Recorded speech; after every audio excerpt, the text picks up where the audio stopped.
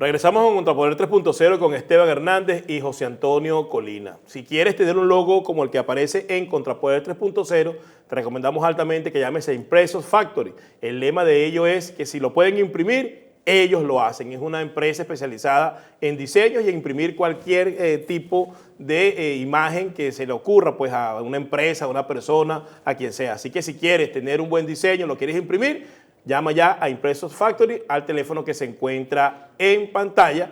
Y en la noche de hoy tenemos a el abogado de inmigración y patrocinador de este espacio, John de la Vega. Buenas noches, John, ¿cómo estás? Buenas noches, Colina, ¿cómo estás? Esteban, ¿cómo estamos? ¿Todo bien? Bueno, vamos a empezar, por supuesto, con la parte de inmigración, porque me estaban preguntando, además que, repito, ponemos esto a su disposición, si necesitan hacer alguna pregunta al abogado, todos los jueves va a estar acá con nosotros y nos puede escribir a nosotros en las redes sociales, José Colina P, Esteban DHR, o también a los correos vepex.miami@gmail.com o vepex.juventud@gmail.com, y todos los jueves le haremos las preguntas que nos envían.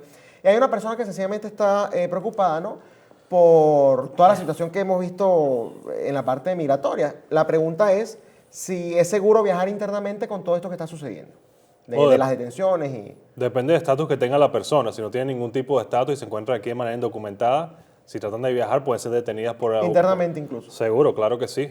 Hay que ver qué tipo de estatus tiene la persona y bueno, siempre buscar la manera de legalizarse en los Estados Unidos. Incluso si es por carretera, por ejemplo.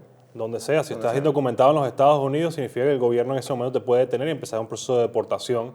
Así que habría que ver la próxima vez que envíen una pregunta que digan qué estatus tienen en los Estados Unidos o qué están pensando hacer, un poquito más de detalles para poder dar una respuesta un poco más específica. Perfecto. Bueno, ya saben, con detalles para que les responda bien la pregunta. Y claramente, si estás indocumentado, recomendamos que no viajes porque puedes ser alcanzado por el Servicio de Inmigración de los Estados Unidos. Seguro.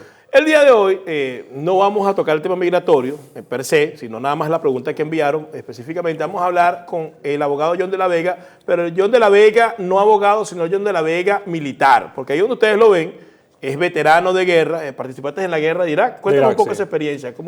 Primero, estabas en el Army, en la Fuerza Aérea, ¿cómo fue la cosa? Bueno, estuve en las Fuerzas Armadas de los Estados Unidos, US Army como se conoce. Llegué a los Estados Unidos a los 17 años de Venezuela. Y a los 19 decidí enlistarme, me inscribí en las Fuerzas Armadas, en la cual tuve entrenamiento básico en Fort Knox, Kentucky. Era tripulante de tanque, eso fue lo que hice al principio, estábamos con infantería básicamente, tropas de combate. Después fui a Fort Hood, Texas, en la cual estuve en mi unidad permanente y en ese momento me enteré, el primer mes que estuve allí, me enteré que nos íbamos para Irak. En ese momento estuve 8 meses en Irak, en el cual estuvimos recibiendo morteros, misiles, disparos día y noche en la base donde yo me encontraba.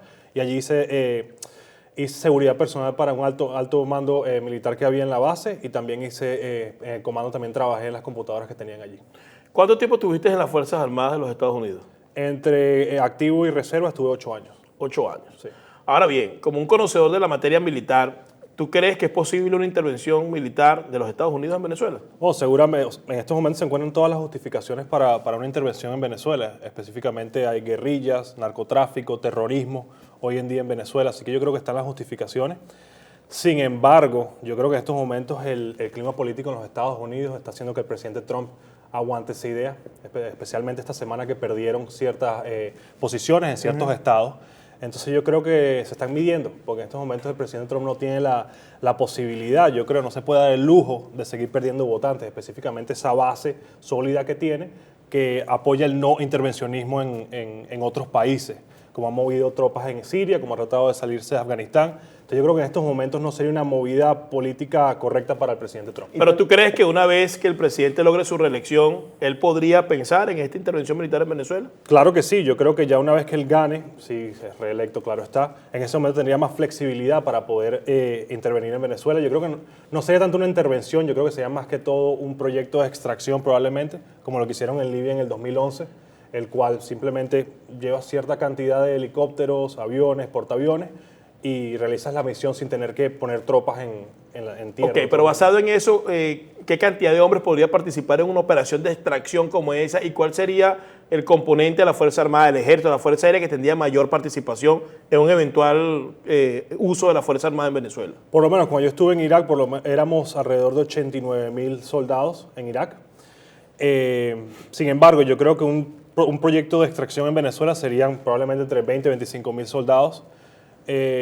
no creo que, como te dije, sería muy específico. Hoy en día ya estamos en el 2019, no sería tanto esa guerra como en la época de Vietnam, tienes que tener tropas allí, simplemente teniendo drones, helicópteros, aviones, yo creo que harían la diferencia ya.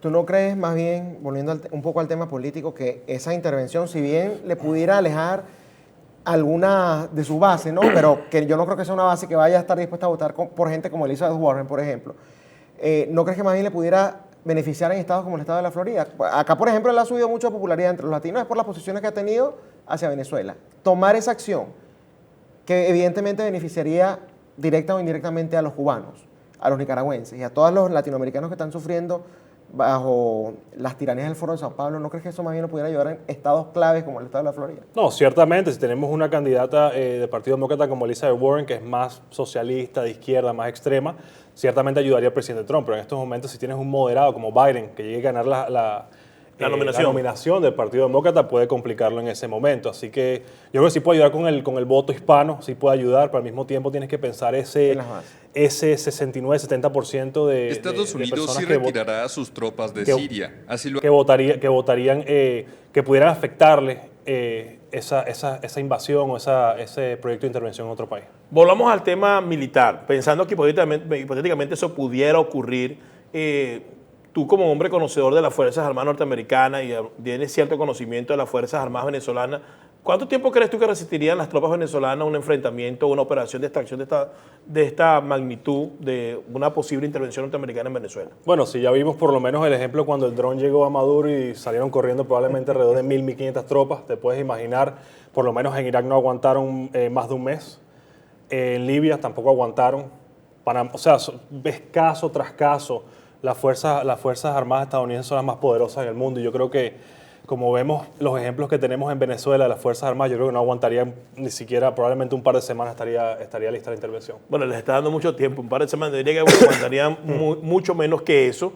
Ahora, ¿tú crees que, las tropas norteamericanas realmente no cuestionan, son tropas bien alistadas, bien compenetradas con lo que es la misión militar, en caso tal de que fueran enviados?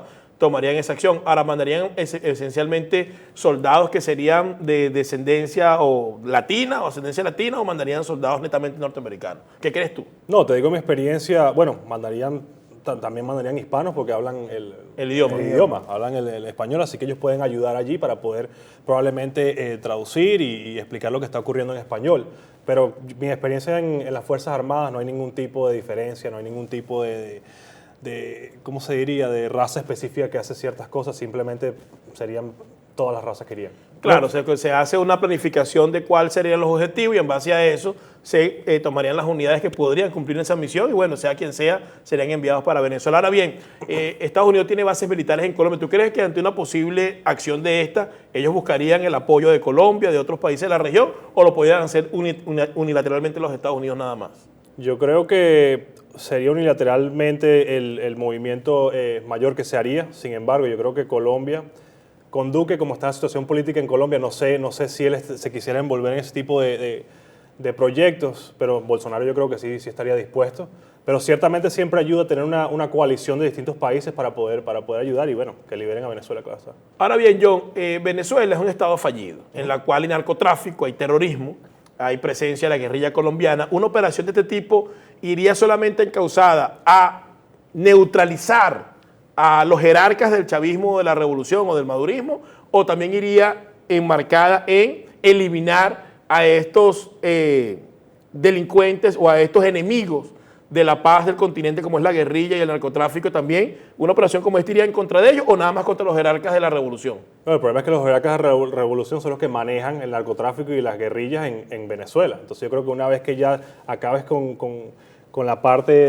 Con la cúpula del régimen, yo creo que haría una diferencia. Sin embargo, ya después el gobierno de transición y el gobierno que venga será el encargado de poder terminar de limpiar todo lo que existe en Venezuela en ese momento. Ahora bien, hemos visto un Juan Guaidó, en el primer segmento hablamos un poco de eso, en la cual ya ha dicho abiertamente pues, que la solución es una elección presidencial, cosa que es una soberana estupidez porque en un régimen como ese no se va a derrotar electoralmente, se tiene que derrotar es por la fuerza. Ya sabemos que él no va a solicitar la intervención militar. Tú ves a los Estados Unidos, ya una vez que Trump logre su reelección, si la logra, y a pesar de que el gobierno interino que ellos reconocen no se lo solicite, ¿tú crees que ellos pudieran, inclusive viendo el padecimiento del pueblo venezolano, tomar la decisión de hacer una operación militar, aun cuando el presidente interino no la solicite? Bueno, sabes cómo trabaja Estados Unidos, creo que lo hemos visto una vez que ellos tienen una misión y te tienen el radar, ellos lo van a hacer. Ya vemos cómo está desestabilizando el régimen de Nicolás Maduro, está desestabilizando toda la región en estos momentos, como estamos viendo en Ecuador, Chile, Argentina, por lo menos ganaron en estos momentos. Sí, yo creo que hay que acabar con ese cáncer, ese tumor que tenemos en Venezuela, que es Nicolás Maduro, y en ese momento yo creo que podemos tener la posibilidad de que el continente se ponga mejor, claro está. Por supuesto. Es el año 2020, ¿no? Ganó Donald Trump. Ya no tiene la excusa de que, bueno, está buscando votos, ya no tiene la excusa de que tiene que pensar en una reelección, porque ya se supone que ya no se puede reelegir. Hemos visto una tendencia de él de ser bastante, llamémoslo irreverente, llamémoslo directo, y de hecho abiertamente dijo que él iba a acabar con el socialismo en todo el hemisferio. Entonces, bajo este resultado, ¿tú crees que, por ejemplo, ya se iría de enfrente y se los diría directamente a esta gente? Tienen tanto, así como hicieron con Noriega, Diosdado Cabello, Nicolás Maduro, ¿tienen tanto tiempo para abandonar el poder? ¿O sencillamente va a seguir con esa política aislacionista que ha tenido durante todo este tiempo? Imagínate, yo creo que, hablando de los Estados Unidos como sería, Sí. yo creo que, como te dije, están en todas las justificaciones, están en ese momento el narcotráfico, la guerrilla, el terrorismo en Venezuela. Sí, pero él por lo seguiría menos. escuchando, después de ganar las elecciones, mi pregunta, ¿seguiría escuchando a las bases o ya se iría a ese discurso tan magistral que dio en ese momento de que iba a acabar con todo el socialismo en la región? Pero yo creo que en estos momentos, Juan Guaidó en estos momentos es un presidente simbólico, no tiene ningún tipo de poder. Como ya sabemos, en Venezuela hoy en día se encuentra el principal factor que está alterando toda la región en estos momentos, y yo creo que él tomará una decisión unilateral. Hemos visto que el presidente Trump en estos momentos ha tomado todo tipo de O decisiones. sea, que después de las elecciones sí es mucho más O sea, de acuerdo a tu factible criterio, ¿tú crees que él iría de manera frontal en contra de estos elementos vez para gane. acabar con ellos? Sin ningún tipo de problema. Yo siempre he pensado desde que ganó el presidente Trump que iba a estar envuelto en algún tipo de conflicto militar, y yo creo que sería el conflicto perfecto, y yo creo que no tuviera tantos problemas para hacerlo. Como ciudadano americano, ¿tú crees que en estas elecciones, que también se eligen algunos senadores, va a tener mayoría los republicanos en la Cámara, en el Senado, o va a perder la mayoría? ¿Qué crees tú? Yo creo que el Senado probablemente pierdan la mayoría. Yo creo que el presidente Trump va a ser reelegido, pero reelecto, perdón. Reelecto. Perdóname, reelecto. Pero sin embargo, yo creo que sí pueden perder el Congreso, y yo creo que eso puede afectar mucho cualquier tipo de decisión grande que se haga acerca del Venezuela en estos momentos. Sí, porque la verdad es que en el caso de los demócratas nunca han estado propensos a una intervención militar en Venezuela. De hecho, inclusive, una vez intentaron pasar como un proyecto de ley en la cual no pudiera ir el presidente a aprobar una intervención militar si no pasara por el Congreso. Ellos no tienen una afección o no apoyan una intervención militar en Venezuela, y también obviamente hemos visto cómo se oponen de manera clara. Así que si el Congreso pasara a mayoría demócrata, pues podrían intentar torpedear una acción del presidente. Ahora bien, volviendo a Venezuela, hay un señor que tú conoces bien, se llama Diosdado Cabello. Fanático del show, ¿no? Sí, Del pues, programa. muy fanático del show, Le que es encanta. presidente de la Asamblea Nacional Constituyente, de esa ilegítima, y que tiene todos los miércoles una cosa ahí televisiva que ellos llaman Con el Mazo Dando. Y él ha dicho en ese panfleto, y yo creo que lo ha dicho en algunos mítines, que, señores de los Estados Unidos, se los dimos claramente, le damos este mensaje: si ustedes ingresan a Venezuela, él va a ser como el Vietnam para ustedes. ¿Qué opinas tú de eso, como militar o como exmilitar? Bueno, viendo las Fuerzas Armadas que tiene Venezuela hoy en día, que lo que han hecho ha sido matar, violar, reprimir, cometer graves actos de abuso de derechos humanos contra personas que han tenido literalmente escudos de cartón en la calle. Ellos no tienen ni la experiencia, ni la garra, ni la disciplina para poder ganar en contra de los Estados Unidos. Yo creo que no tienen ni un chance. Yo creo que simplemente lo hice para probablemente motivar a esas Fuerzas Armadas que piensan que sí pueden, tienen algún tipo de chance, pero ya se han dado cuenta en varios países que cuando llega a Estados Unidos no tienen el chance. Yo creo que sería cuestiones de semanas, como dijimos ahora, para que salieran de esta... ¿Qué crees tú que haría Diosdado Cabello si hay una intervención norteamericana en Venezuela? ¿Qué hace? Bueno, yo creo mi consejo sería, porque he estado allí No antes, le des consejo. ¿Qué crees tú que haría él? No, mi consejo te digo al nivel que traten de salir lo antes posible. Porque una vez ya cuando Estados Unidos llegue, ya no hay vuelta atrás. Te lo digo porque yo lo he visto frente a mí. Una cosa es ver la guerra en televisión, una cosa es estar allí. Y anunciarla, y otra cosa es estar allí. claro. Así mismo. Y entonces yo creo que, honestamente, que deberían de salirse lo antes posible, porque cuando llegue, y yo creo que sí va a llegar, no ahorita, puede ser dentro de un rato, probablemente el próximo año ya haya cierto movimiento, creo yo. Pero sí, ciertamente tienen que salirse lo antes posible porque no van a tener chance y van a ser probablemente enjuiciados en cortes internacionales en ese momento. O sea, tú le recomiendas a Diosdado Cabello que si eso pasa, huya por la derecha. Sí. Bueno, por la derecha nunca voy. No va que vaya por la izquierda. Que voy por la izquierda, que es donde lo reciben. No va a poder ir en ese momento, pero bueno, que lo antes posible que traten de salirse allí porque de verdad que se va a poner feo. Bueno, yo no tengo nada más que decir más que vivan los Estados Unidos de América. De verdad, y bueno, y si quieren que lo repitan y que nos llamen vendepatria, este sí es un gran país, este es un país que respeta las libertades, que las defiende y que además no solo las defiende en este territorio, sino que bueno, también esperemos que esa predicción que tú estás dando se cumpla, porque ya es por el bien de los venezolanos, es un asunto, incluso es un deber ciudadano, diría yo. No le doy la responsabilidad a Estados Unidos de que o no los culpo de que lo tienen que hacer, pero yo sí pienso que ya es un asunto humanitario incluso y miren, ese miedo que nos han tratado de meter de que una intervención va a traer muertos, una intervención trae desastres, eso es cierto, pero realmente serían más muertos de todos los que han habido hasta este momento. Realmente, mira, tú que vienes de allí, John, por ejemplo, tú me puedes decir que si ingresan a Venezuela vamos a estar nosotros peor pues después de esta intervención, vamos a estar peor que con esta situación. ¿Qué más peor se puede poner Venezuela en estos momentos? La crisis se mueren todos los días miles de niños, debido a que no hay medicamentos, no hay comida, no se puede poner peor en estos momentos. Tenemos Panamá, tenemos El Salvador, tenemos varios países de Latinoamérica, porque quizás meterse con otros países de Medio Oriente, quizás algún tema cultural incluso, la situación sea distinta y sí los convierta en un país más desastroso. Pero en el caso de Latinoamérica, toda la evidencia muestra que todos los países que fueron intervenidos en su debido momento, cuando se enfrentaban a regímenes como, digamos, parecidos al de Venezuela, no están peor que antes.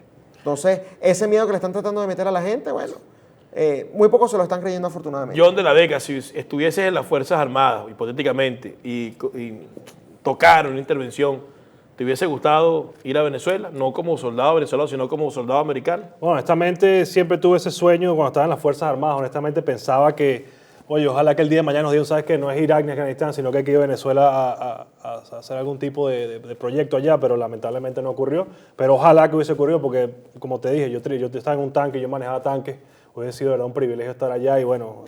Acabar con toda esta joda de rata. Acabar con... Incluido tú, Diosdado. Acabar imagínate, con la gente mala de allá. Bueno, ya sabes, Diosdado, un venezolano que estuvo en las Fuerzas Armadas aquí en los Estados Unidos, te da una panorámica muy amplia de cómo sería. Con recomendaciones y todo. Con recomendaciones inclusive. Muchas gracias al abogado John de la Vega por haber compartido esta noche de hoy, su experiencia como militar norteamericano, su experiencia de combate, darnos su conocimiento de cómo podría ser una hipotética intervención militar en Venezuela, y eso es lo importante. Este es un ejemplo de cómo no se pierde la venezolanidad, no se pierde el amor por el país, no se pierde querer cosas buenas para el país que lo vio nacer, aun cuando él ahora tenga otra nacionalidad, haya luchado en otras tierras por un país en el cual no nació y en estos momentos sea un abogado de inmigración que ha sido de mucha utilidad y de mucha ayuda para la comunidad venezolana y también para la comunidad latinoamericana. Muchas gracias, John, por haber estado esta noche hoy con nosotros. Gracias. Y Gracias. esto ha sido todo en la noche de hoy en Contrapoder 3.0, aquí en Factores de Poder, el canal de la derecha, el canal de la juventud, y ahora el canal de los veteranos de guerra también. Así, nos vemos el lunes. Los viernes no hay programa. Hasta el lunes. Este programa fue presentado por John de la Vega, abogado de inmigración.